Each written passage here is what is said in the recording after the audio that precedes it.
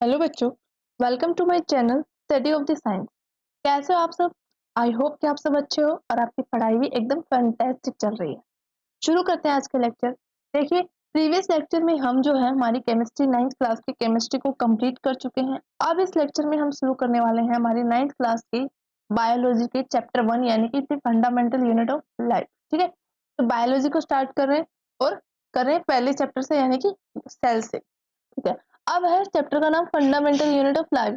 अब fundamental unit of life क्या होती है? सेल होती है। ठीक है, तो सेल के बारे में हम इस चैप्टर में पढ़ने वाले हैं, इस लेक्चर में पढ़ने वाले हैं। शुरू करते हैं आज का ये लेक्चर अबाउट द सेल। देखिए, तो जो सेल जो होती है उसकी डिस्कवरी किसने की थी बच्चा? उसकी डिस्कवरी जो है रॉबर्ट हुक नाम के एक साइंटिस्ट ने की थी। ठीक है, अब उन्होंने इसकी डिस्कवरी की थी ईयर 1665 में।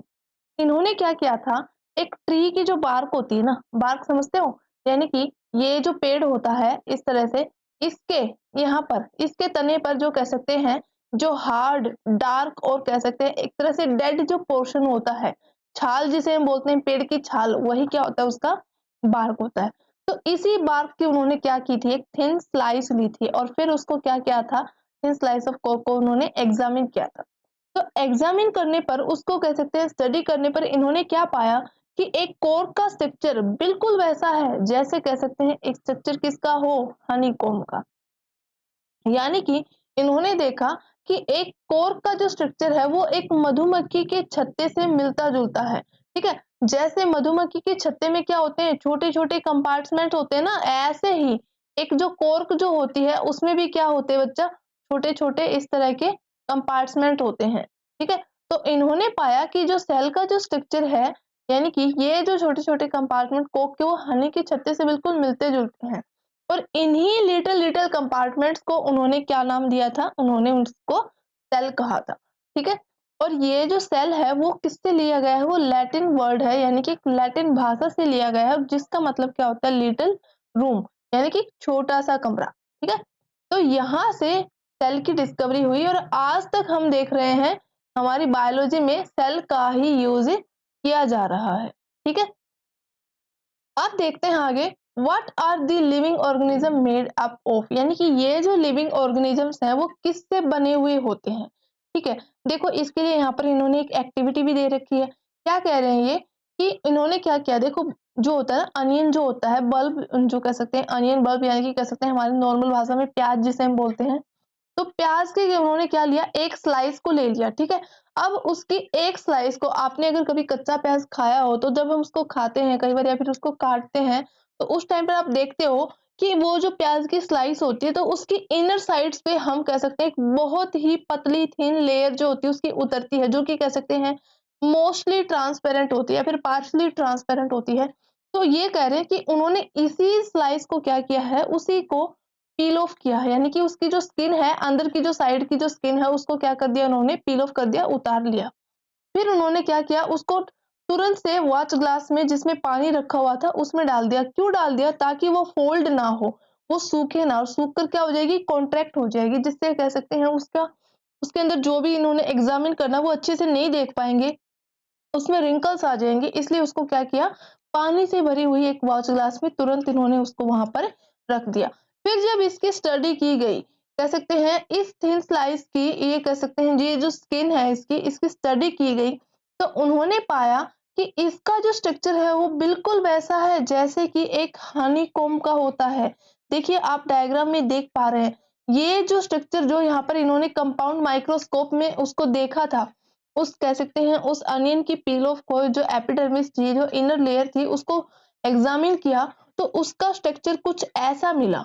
ठीक है, और ये क्या आप देख पा रहे हो, आप इधर साइड में देख पा रहे हो मधुमक्खी का छत्ता।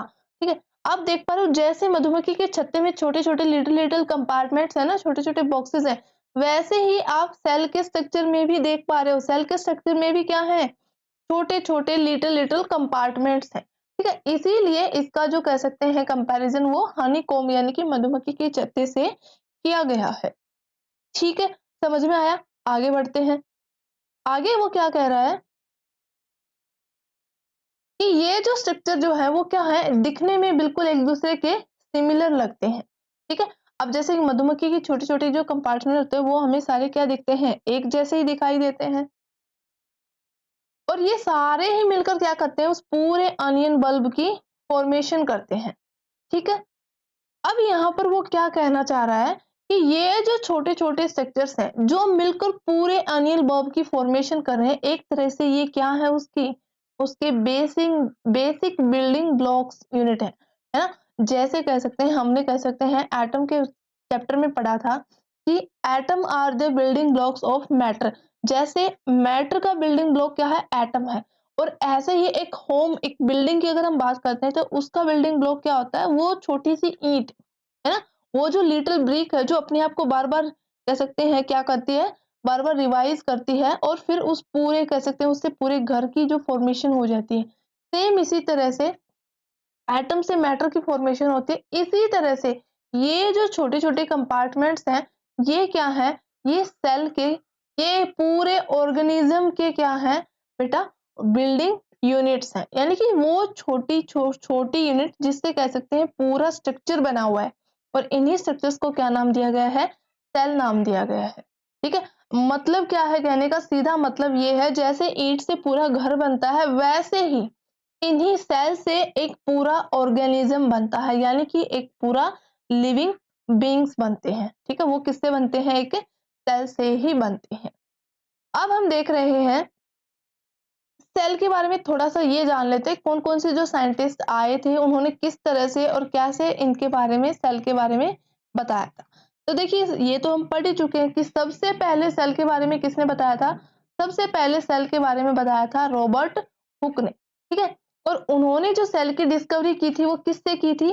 कॉर्क स्लाइस से की थी। अब देखो कॉर्क स्लाइस जो मैंने बताया क्या होता है? पेड़ का कोई भी जो ट्री है उसका जो स्टेम होता है, उसका जो आउटर मोस्ट पार्ट जो हम देख पा रहे हैं, जो हार्ड होता है, वो एक तरह से क्या होता है बच्चा डेड पोर्शन होता है उसका, है ना?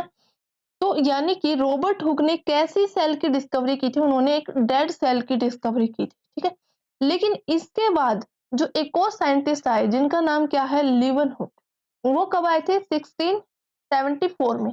इन्होंने कैसी सेल की डिस्कवरी की थी? इन्होंने बेटा लिविंग सेल की डिस्कवरी की थी। ठीक है? और वो भी कहाँ पर? पॉन्ड वाटर यानी कि एक्वस सॉल्यूशन में, एक तरह से कह सकते हैं पानी में इन्होंने लिविंग सेल की डिस्कवरी की थी सबसे पहले। अब इनके बाद भी एक और साइंटिस्ट आए जिनका नाम क्या है? Robert brown. और ये कब आए थे? 1831 में। अब इन्होंने किसकी डिस्कवरी की थी बच्चा? न्यूक्लियस की डिस्कवरी की थी। देखो अभी-अभी आपने पिछले पेज पे हमने देखा था कि ये तो हमारे सेल्स के स्ट्रक्चर हो गए। अब यहाँ पर बीच में ये जो आप डॉट देख पा रहे हो, ये क्या है? ये इन सेल्स के न्यूक्लियस है, ठीक है? जैसे एटम के सेंटर में न्यूक्लियस होता है, ऐसे ही सेल के सेंटर में भी उसका न्यूक्लियस होता है। तो इस न्यूक्लियस की डिस्कवरी किसने की थी? रॉबर्ट ब्राउन ने की थी, ठीक है? अब इसके बाद एक और साइंटिस्ट आते हैं जिनका नाम था पुरकिंजे, जो कि कब आए थे? 1839 में। अब इन्होंने किस टर्म के बारे में बताया था? इन्होंने प्रोटोप्लाज्म के बारे में बताया था। अब प्रोटोप्लाज्म क्या होता है? यानी कि हम मान लेते हैं, मान लिया कोई भी हमारी सेल है। अब सेल के अंदर जो फ्लूइड भरा हुआ होता है, वही एक्चुअल में क्या होता है? इसका प्रोटोप्लाज्म होता है। और ये जो प्रोटोप्लाज्म होता है वो क्या होता है बच्चा? लिविंग पार्ट होता है, ठीक है? सेल वॉल के जस्ट बाद ही मिलता है हमें। फिर हम कहेंगे सेल थ्योरी के बारे में। सेल थ्योरी जो है हमारे 2 साइंटिस्ट यानी कि 2 बायोलॉजिस्ट थे, उन्होंने मिलकर दी थी जिनका नाम क्या था? शेल्डन और सवान था, ठीक है? इन दोनों ने मिलकर सेल थ्योरी के बारे में बताया था और उन्होंने क्या बताया था सेल थ्योरी में कि जितने भी प्लांट्स हैं और जितने भी एनिमल्स हैं, सारे के सारे किससे मिलकर बने हुए हैं? सेल से मिलकर बने हुए हैं। यानी कि सेल जो है वो हमारी क्या है? लाइफ की बेसिक यूनिट है, ठीक है? अब आगे इसी थ्योरी को थोड़ा और एक्सपेंड करके किसने दिया था? विर्चो ने दिया था, जो कि कब दिया था? 1855 में। इन्होंने क्या कहा था? इन्होंने यहाँ पर एक टर्म दी थी ओमनिसेलुला ई सेलुला, ठीक है? क्या टर्म दी थी? ये कई बार आ जाता है बच्चा एग्जाम में कि ओमनिसेलुला ई सेलुला किसने दी थी या फिर कह सकते हैं इसका मतलब क्या है, ठीक है? तो इन्होंने जो टर्म दी थी ओमनीसेलुला ई सेलुला, उसका मतलब यही है जो यहाँ पर दे रखा है इन्होंने। क्या कह रहा है कि all the cells all cells arise from pre existing cells, मतलब क्या है कि जितनी भी सेल्स हैं वो सारी की सारी किससे बनती हैं, प्री एग्जिस्टिंग, यानी कि जो पहले से जो सेल एग्जिस्ट करती हैं, यानी कि हम कह सकते हैं पुरानी सेल्स कह सकते हैं कि जितनी भी जो नई सेल्स बनती है वो किससे बनती है, वो पुरानी सेल से बनती हैं। ठीक है, अब जैसे जैसे कह सकते हैं हमारी साइंस और ज्यादा डेवलप हो गई, टेक्निकल कह सकते हैं और भी ज्यादा सपोर्ट आ गया, टेक्नोलॉजी और अच्छे से बढ़ने लगी, जिसके हम कह सकते हैं इलेक्ट्रॉन माइक्रोस्कोप की डिस्कवरी हो गई, जिसमें हम और भी स्मॉलेस्ट पार्टिकल्स को देख पाए इन 1940 में। तो इसके बाद इन इलेक्ट्रॉन माइक्रोस्कोप की डिस्कवरी के बाद ये जो भी कॉम्प्लेक्स सा स्ट्रक्चर था, इन्होंने जो भी बताया, प्रोटोप्लाज्म बताया, सेल बताया, सेल ऑर्गेनल बताए, उन सभी की जो स्टडी है वो और भी क्या हो गई बच्चा, आसान हो गई, क्योंकि इलेक्ट्रॉन माइक्रोस्कोप से कह सकते हैं हम और भी ज्यादा माइनर चीजों को, माइक्रो चीजों को हम देख पाए आसानी से, और सेल के स्ट्रक्चर को, जो कॉम्प्लेक्स स्ट्रक्चर था उसको समझना और भी ज्यादा आसान हो गया। ठीक है, अब इसके बाद जो कह सकते हैं मैग्नीफाई लेंसिंग लेंसेज की डिस्कवरी। मैग्नीफाई लेंस क्या होते हैं, जो हमें स्मॉल चीजों को, माइक्रोस्कोपिक चीजों को क्या करते हैं, बड़ा करके दिखाते हैं, उन्हें हम क्या बोलते हैं, मैग्नीफाइंग लेंसेज बोलते हैं। ठीक है, अब इन सेल्स के बेसिस पर टाइप्स ऑफ एनिमल्स से कह सकते हैं, टाइप्स ऑफ ऑर्गेनिजम्स होते हैं, जैसे कि हम बात करते हैं, सबसे पहले यहाँ पर हम बात करें हम अमीबा की। अमीबा क्या होता है बच्चा, यूनिसेल्युलर ऑर्गेनिज्म है। ठीक है, एक ऐसा ऑर्गेनिज्म जो कि कितनी सेल से बना हुआ है, सिंगल सेल से बना हुआ है, यानी कि ऐसा ऑर्गेनिज्म, कोई ऐसा जीव जो एक ही टाइप की सेल से, एक ही सेल से बना हुआ है, यानी कि उसकी पूरी बॉडी सिर्फ एक ही सेल से चल रही है, उसे हम क्या बोलते हैं, यूनिसेल्युलर ऑर्गेनिज्म कहते हैं। ठीक है, इसके और भी एग्जाम्पल है, जैसे कि हमारा हो जाएगा क्लैमाइडोमोनास, वो भी क्या है कि यूनिसेलुलर ऑर्गेनिज्म है। पैरामीशियम हो जाएगा, बैक्टीरिया हो जाएगा, ये सारे के सारे किसके एग्जाम्पल है बच्चा, यूनिसेलुलर ऑर्गेनिजम्स के, यानी कि जो सिंगल सेल से मिलकर बने हुए हैं।